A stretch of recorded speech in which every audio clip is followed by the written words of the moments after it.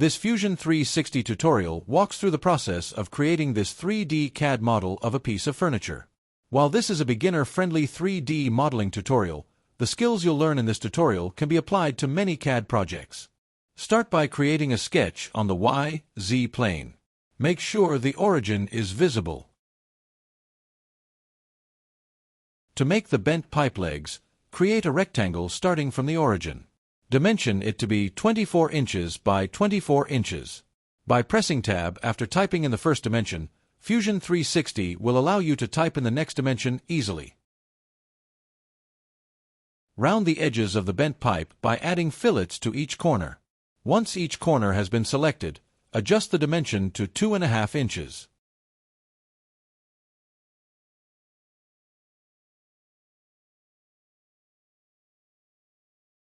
Click Finish Sketch to go back to the modeling window. Under the Create drop-down menu, select Pipe. Then select the sketch we just created. Adjust the parameters of the pipe to be 1 inch in diameter. Click OK once satisfied. Select the Move and Copy tool to duplicate and position the furniture legs. Select the bent pipe and check the Create Copy box so that the original component stays in the same position. Make sure the Translate option is selected so that the piece can be dragged along the X-axis. Move this duplicated body 25 inches along the X-axis, then click OK. Repeat this by selecting the Move and Copy tool, then selecting both bodies. This time, use the Rotate option and again, check the Create Copy box. For the axis, select the Z-axis to rotate around. Rotate 90 degrees. Then, go back to the Translate tool to position these new legs correctly. By going into the top view, it is more easy to see how the legs should be moved. In my case, 24.5 inches on the Y-axis and 1/2 inch on the X-axis.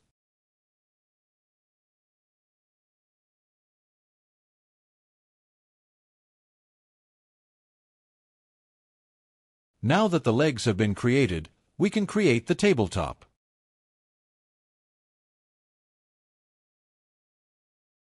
To do this, begin by adding an offset plane 24 inches up from the base plane.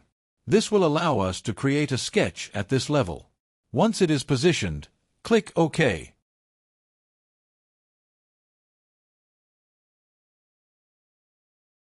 Add a sketch to the newly created offset plane and draw a rough rectangle.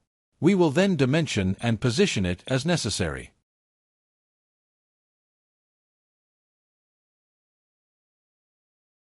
Use the Dimension tool to dimension the rectangle to be 24 inches by 24 inches from edge to edge.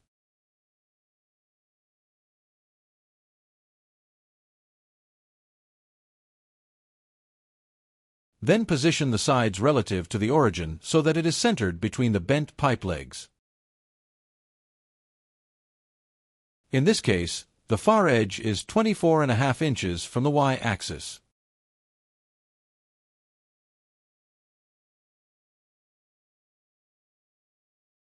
Using the collinear tool, the close edge can be aligned with the X-axis.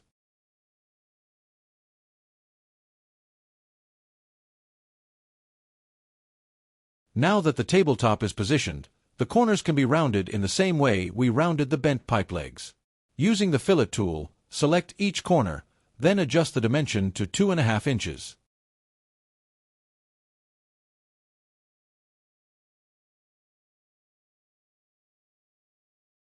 Click Finish Sketch. To add thickness to the tabletop, use the Extrude tool. Select the tabletop plane and adjust the height as desired.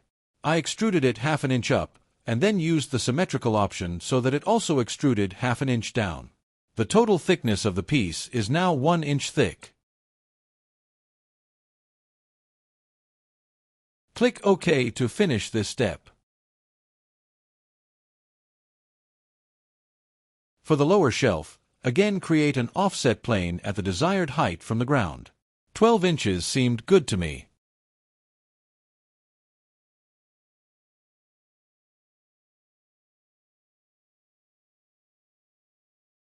Add in a sketch on the new offset plane, and again, draw a rough rectangle.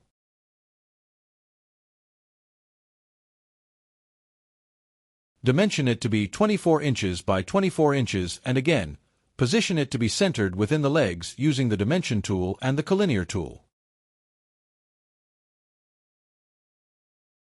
This process is identical to the tabletop, but it still helps to see it again. Repetition helps to memorize the simple steps.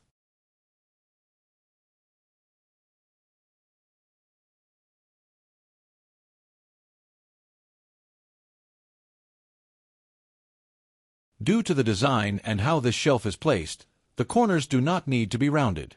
Once done with the sketch, click Finish Sketch. Using the Extrude tool, select the shelf and extrude it up by 1 inch. This time I did not use the symmetric tool, so the shelf's thickness is still the same as the tabletop. The modeling is complete, but we can quickly and easily add materials to the design to visualize it more realistically. Under the Modify drop-down window, select Appearances.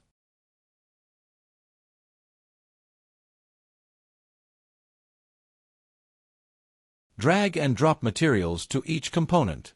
The tabletop and shelf are made from oak wood, and the bent pipes were painted a bright glossy white. But use this time to experiment with the design. There are countless options to customize the materials and create unique pieces.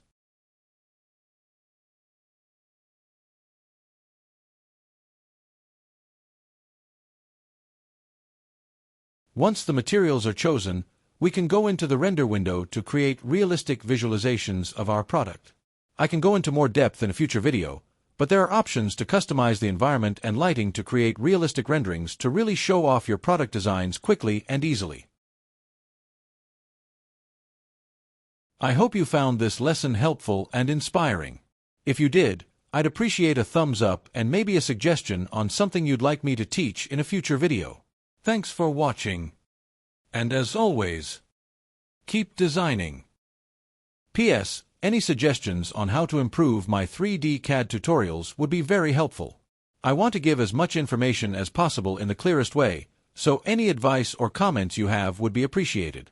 Please feel free to leave a thought in the comments, and I will do my best to consider your thoughts moving forward when making future videos. Thanks for supporting this channel. And again, thanks for watching.